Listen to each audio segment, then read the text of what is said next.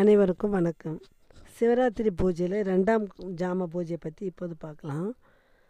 இரவு 9 மணி முதல் நள்ளிரவு 12 மணி வரை நடக்கும் இந்த பூஜை தான் 2ஆம் ஜாம பூஜைன்னு சொல்லப்படுது.